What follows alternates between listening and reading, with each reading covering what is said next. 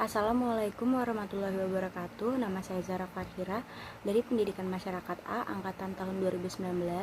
Di video ini saya akan menjelaskan materi tentang peran keterkaitan antara IQ, EQ, dan SQ dalam proses pembelajaran.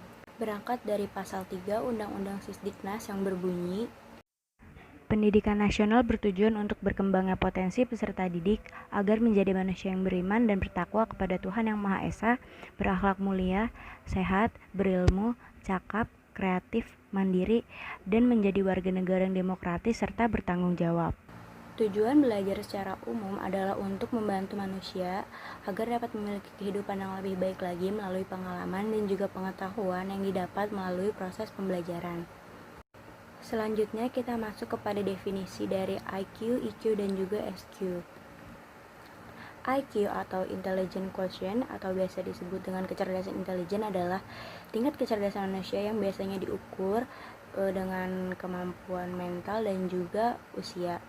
Howard Gardner membagi kecerdasan ini menjadi 8, yaitu kecerdasan linguistik, kecerdasan logika atau matematis, kecerdasan intrapersonal, kecerdasan interpersonal, kecerdasan musikal, kecerdasan spasial, kecerdasan kinetik, dan kecerdasan naturalis. Lalu yang kedua ada EQ atau Emotional Quotient atau yang biasa disebut dengan kecerdasan emosional.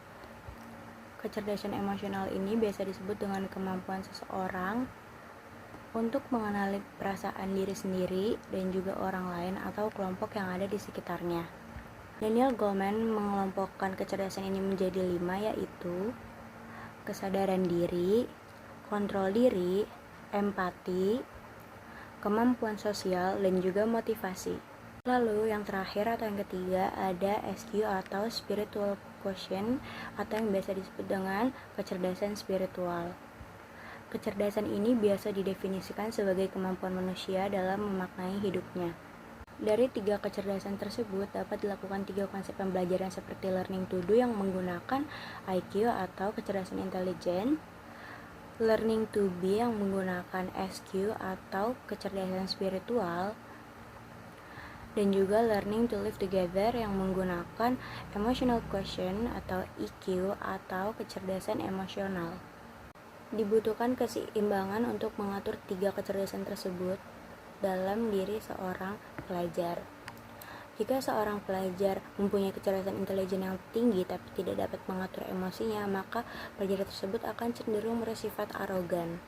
Contohnya ketika jadwal belajar sedang padat dan siswa tersebut frustasi karena tidak dapat mengatur waktunya atau tugas yang terlalu banyak, maka ia akan merasa tertekan. Dari tekanan tersebut terkadang timbul pikiran-pikiran negatif yang dapat menuntun kita ke hal-hal yang berbahaya yang dapat berujung mencelakai diri sendiri.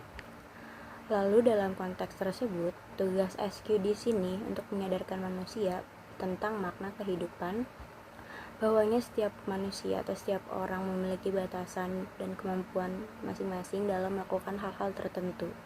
Ada suatu kalimat yang berbunyi manusia berencana namun Tuhan yang menentukan. Kalimat tersebut sangat sesuai dengan konsep SQ yang mengatakan bahwa manusia bebas berencana dan berusaha sebisa mungkin, namun tetap hasil akhirnya nanti adalah bagaimana keputusan yang Tuhan kasih kepada manusia tersebut. Dan sebagai manusia kita juga harus siap dengan segala kemungkinan yang akan terjadi, kemungkinan yang terbaik dan juga kemungkinan yang terburuk. Keterkaitan IQ, EQ, dan SQ dalam proses pembelajaran sudah diterapkan dalam kurikulum 2013 yang mengutamakan pendidikan karakter di samping pendidikan akademik. Karena sebagaimana amanat yang ada pada Undang-Undang 20 Tahun 2003 tentang Sistem Pendidikan Nasional pada pasal 35, di mana kompetensi lulusan merupakan kualifikasi kemampuan lulusan yang mencakup sikap, pengetahuan, dan keterampilan sesuai dengan standar nasional yang telah disepakati. Sekian video dari saya, kurang lebihnya mohon maaf. Wassalamualaikum warahmatullahi wabarakatuh.